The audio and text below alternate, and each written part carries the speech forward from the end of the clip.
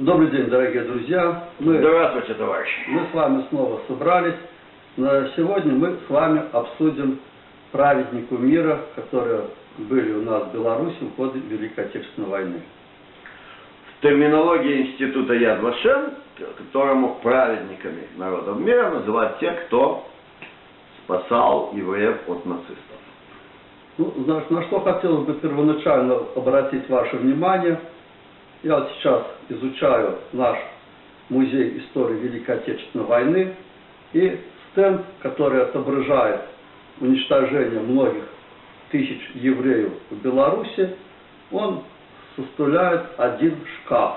Такой вот один стенд стоит. Не тысяч, а сотен тысяч. Да, сотен тысяч евреев уничтоженных в Беларуси, а оно вместилось в один шкаф, и треть этого шкафа, экспозиция этого шкафа занимает грамота института Яд Вашем. Вот, которая выдана одному человеку. То есть вот получается такая вот ситуация, что шкаф и вот эта вот одна грамота, получается, составляет треть информации о всех уничтоженных евреев. Вы вот такой вот можете представить такую экспозицию? Это вот цена жизни вот этих уничтоженных людей.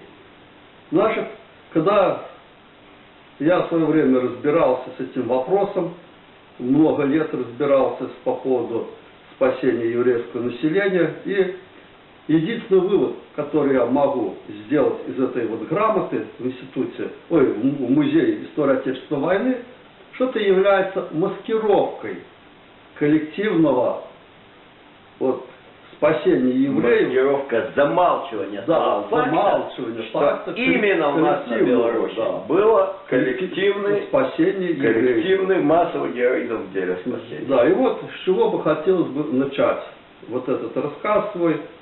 Там есть, опять же, в музее истории Отечественной войны небольшой зал, маленький зал о Минском подполье.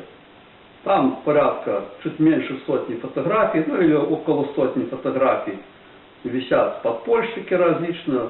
Экспозиция очень скромная, там практически информацию подчеркнуть какую-то с этой экспозиции очень тяжело. Ничего связанного о подполье вообще. Да, то есть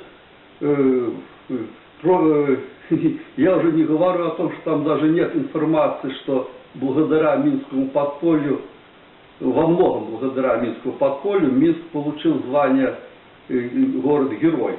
Но это так уже попутно. Ну, на что мне хотелось бы обратить внимание. Вот есть там фотография Исая Казинца. Вот он в 1965 году получил посмертное звание Герой Советского Союза. Там написаны хорошие слова в его адрес. В наградном листе много хороших слов. Но не указана одна из основных его видов деятельности подполья. Это работа с гетто и спасение евреев из Минского гетто. То есть получается, что когда был организован первый подпольный горком партии, вот эти подпольщики, они очень большой упор делали на спасение как еврейского населения, так и офицеров, которые были в плену у немцев. Они их спасали, выводили. Вот был известный случай, когда лагерь железнодорожников вывели, по-моему, 106 человек, офицеров. Ну, это был не совсем удачный вывод. Многих немцев перестреляли, потом попали в засаду, некоторые спаслись. Но это вот вам говорит о том, как проводились операции подпольщиками. Что касается евреев Минского гетто, Казинец в основном и его товарищи, подпольщики, выводили в среднем по 10, по 15 человек. То есть это была целая операция. Разбивалась операция на, так сказать, на участки, на фрагменты. То есть вывели одни люди, перевели, допустим, на подпольную явку какую-то, приходит посыльный, в смысле этот проводник, проводит их за город, к примеру, передает следующему связному. Следующий связной ведет до следующего пункта. И вот так вот по этапам переводили вот этих евреев в партизанские отряды. То есть это было не то, что там вот кто-то взял и вывел их. это было именно коллективный вывод, коллективное спасение еврейского населения. То есть это фактически задействовано было, ну если не все подполье, то по крайней мере очень многие люди были задействованы, вплоть до того, что там и связные были уже и партизанских отрядов задействованы, в зависимости от того, куда их направляли.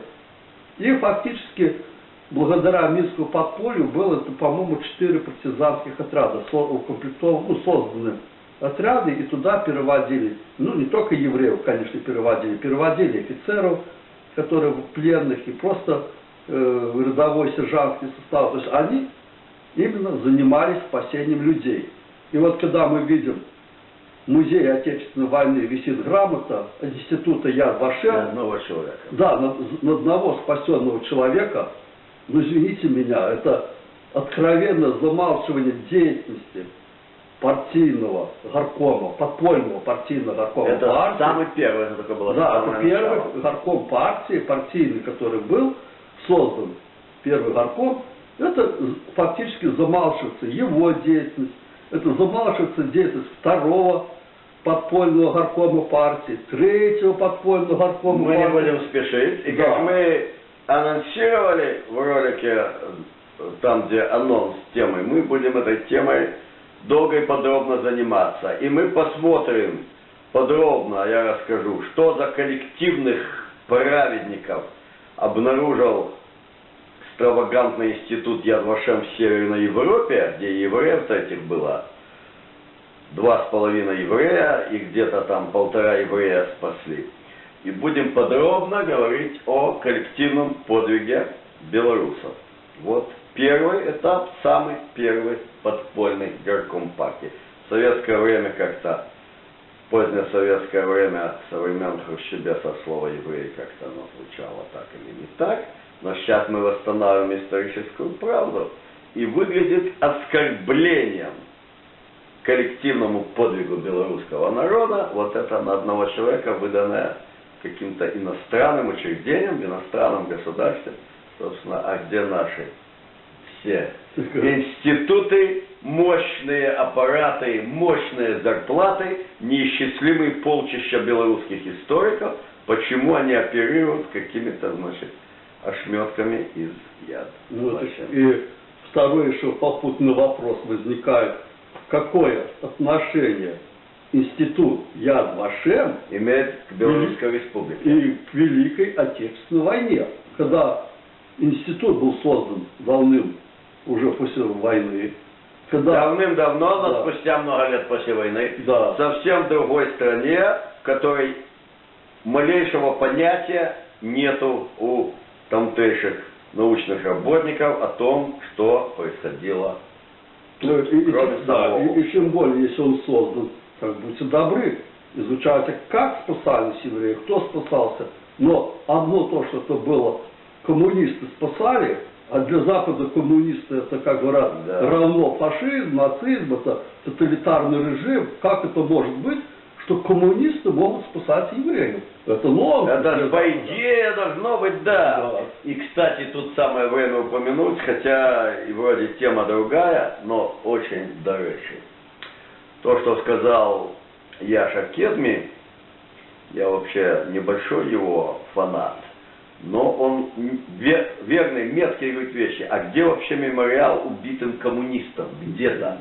Хоть в одном месте Значит, нашего можно подсказать. союзного государства. Можно сказать, Мемориал коммунистам, убитым за то, что они были коммунистами. Я скажу, где нужно ставить этот мемориал. Это Дрозды. Вот. Там есть так называемый ручей слезы, ручей крови погибших, где было расстреляно около 10 тысяч человек. И это их расстреляли в первые дни оккупации. Собрали все мужское население в Дроздах, которое призывного возраста. И немцам попали документы, списки всех советских работников, всех партийных работников, как Коминтерна, комсомольских работников. То есть все вот это вот советский партийный аппарат, у немцев был список.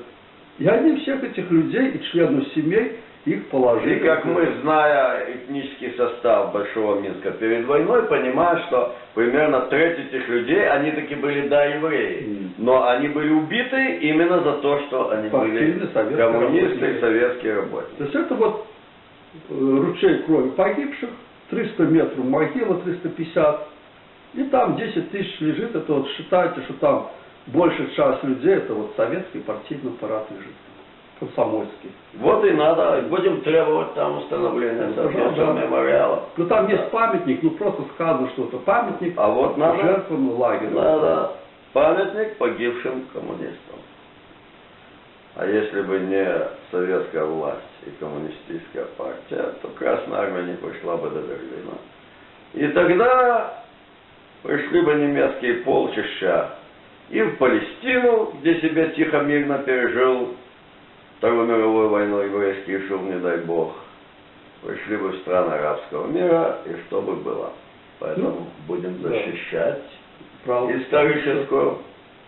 Ну, и я думаю, на этом мы наш ролик заканчиваем. Если вас будет интересно, через несколько дней мы, я думаю, выпустим следующий ролик, и вы увидите продолжение нашего темы. Это самая первая наша серия.